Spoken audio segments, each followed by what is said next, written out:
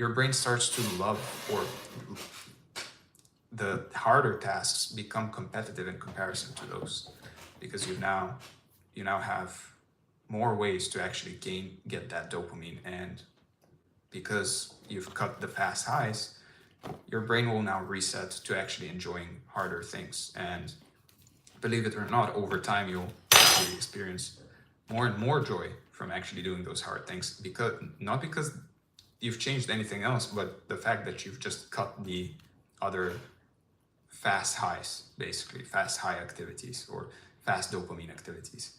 So emotions and chemistry aren't the only enemies, though. Resistance also comes from the most delicate and fragile part of you, which is your ego. The ego resists hard things because effort risks failure, and failure feels like identity death. If you attempt and fail, the story you tell yourself about who you are starts to crack. So your brain plays defense ahead of time. It tells you to not try, to not risk, and to not threaten the story.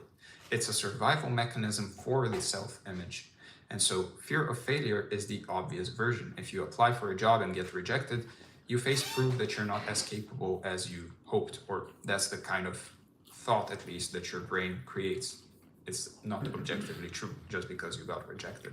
It's actually just math, it's probabilities, but your brain will create a personal story to paint you as some kind of an incapable fool of some sort. If you ask someone out and they say no, your confidence gets bruised. And the ego says, better not to try at all than to risk all that pain. And this is protection in the short term, but it's really poison in the long term. And it's actually a very bad way to think in general, because it's not objective. You protect your self-image by avoiding challenges, but you never gain evidence that you can actually succeed. And over time, this creates a prison of untapped potential. You feel safe, but you stay small. And if you look around, this is how most people live. And probably if you don't need to look that far. You can just look in your immediate family, most likely. And I'm not saying it in a bad way. That's completely said respectfully. However, you get the idea. Now, beyond fear, the ego resists anything inconsistent with your self-image. If you've spent years telling yourself that you're bad at math, then your brain will fight tooth and nail against studying math. Why? Because doing so will threaten the narrative that feels stable. And so humans crave consistency between their identity and their behavior. If the two clash, subscribe. Friction. We made That's some why more going to the gym munchies. feels impossible if your self-image is lazy or unfit. The only way to shift is to just cast Support a votes small for creator. the new identity. And each rep, each study session, and each attempt is a ballot Working on that my says, AI. this is who I am now. And over time, the ego learns a new story and the resistance fades. And not only that, actually the ego will start confirming this new story over time and start looking for evidence to confirm this new story. So you can see how emotion and ego work together, but basically what it does is magnifies the pain and the ego magnifies the risk. And together they whisper, don't do it. But there's a third source of resistance that often goes unnoticed, the kind of fuel you're burning, and which is motivation or energy. Now, motivation is energy, and like energy, it comes in different grades. If you run on the cheap fuel of extrinsic motivation, you'll constantly sputter and stall. If you run on clean fuel of intrinsic motivation, you'll keep going long after others quit. Now, external motivators like money, recognition, praise, approval, they all work in short bursts. And I'm not saying they're necessarily bad fundamentally. However, and they work, they have their time and place. You can use them for your own advantage. However, it's like an energy drink. You drink it and after that you get a crash. They give you a dopamine spike in anticipation, but once you get the prize, the chemical crash actually follows. And so that's why winning a trophy can feel electric for one night, but empty a week later. And this creates a dangerous cycle where you always need the next carrot and you're always chasing another prize. You burn out because your fuel is actually unstable.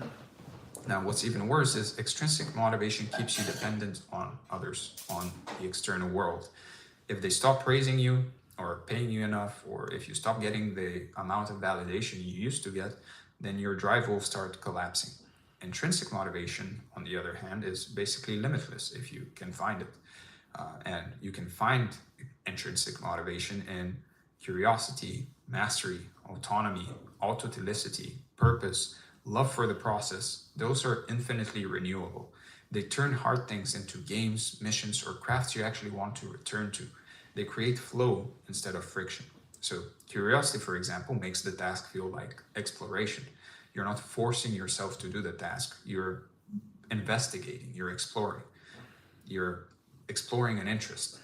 Mastery makes the task feel like leveling up in a game. Each rep is some kind of a progress. You're becoming better with each rep, with each iteration of it. And so each mistake becomes feedback rather than some kind of a failure.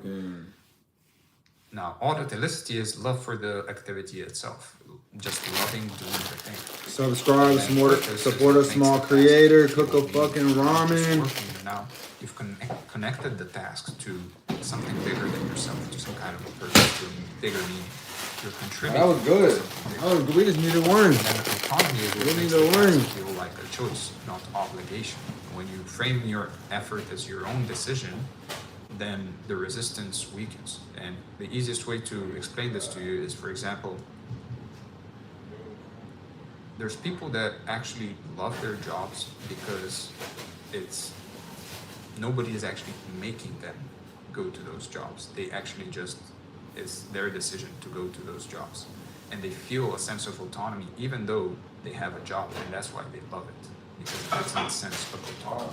Because the decision is theirs. They've made the decision to go there.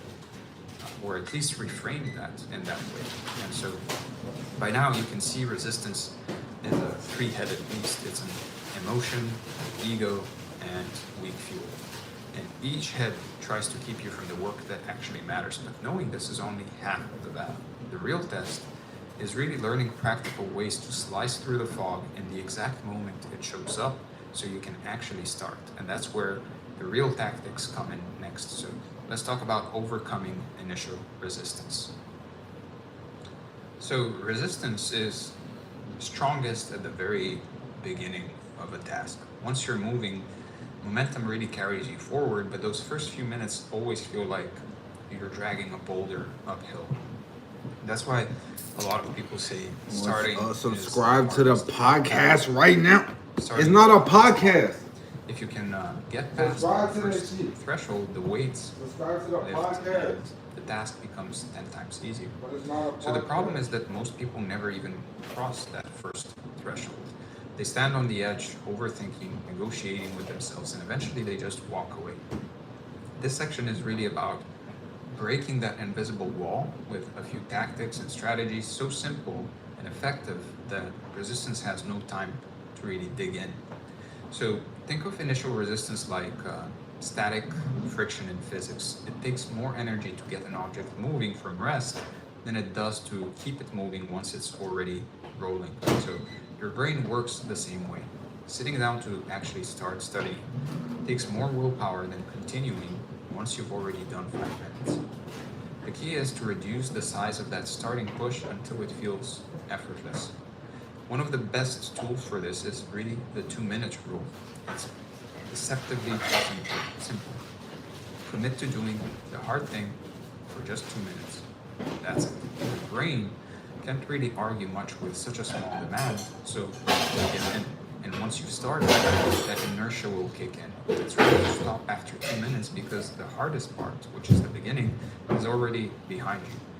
Now, instead of promising yourself you'll study for 3 hours, you can promise to open the book and read 1 page. Instead of saying you'll work out for an hour, you can commit to just 10 push-ups. 2 minutes feels harmless, but it's enough to flip the switch. And this works because it reframes the effort. The dread of a mountain shrinks when it's broken down into small hills.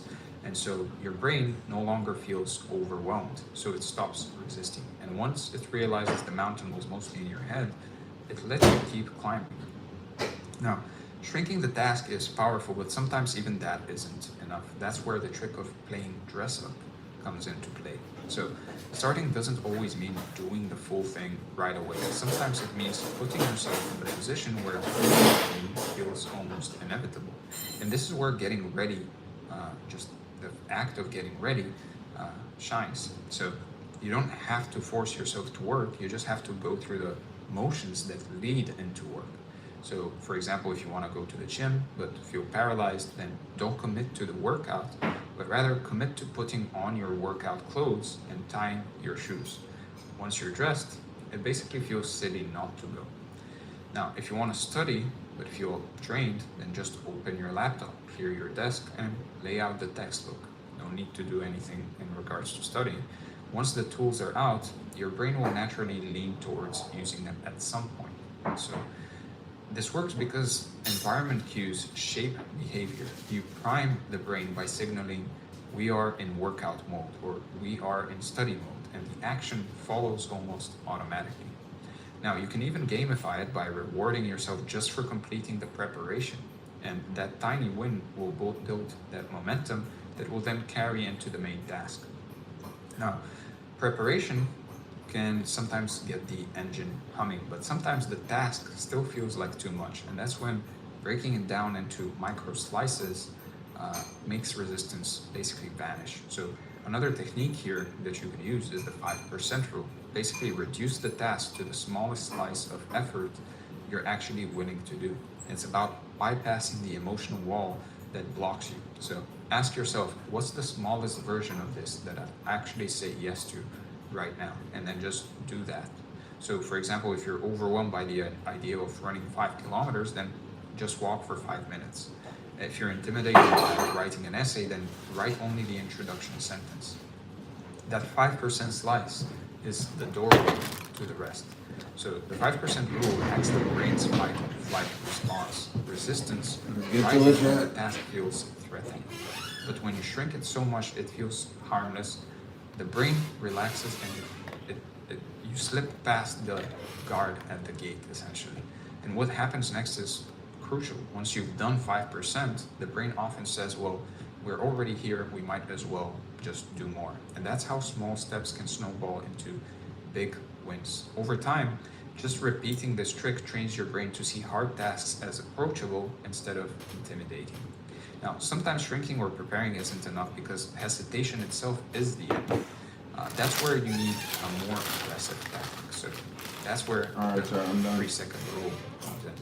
Whenever you feel hesitation creeping in, just act within 3 seconds. Don't let the overthinking cycle spin up, because once it does, it will generate endless reasons to quit. So immediate action always cuts the loop before it actually starts.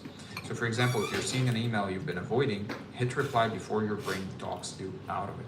If you feel the urge to work out fading, then stand up and start stretching within 3 seconds. The brain creates resistance through delay. So hesitation breeds rationalizations, and rationalizations kill action. So acting instantly will skip the negotiation and throw you straight into momentum. So you can count backwards from 3, so 3, 2, 1, go. And this will add a sense of urgency and trick the brain into thinking there's no time for debate. And also, the other thing is, while you're counting, you basically can't necessarily think about anything else.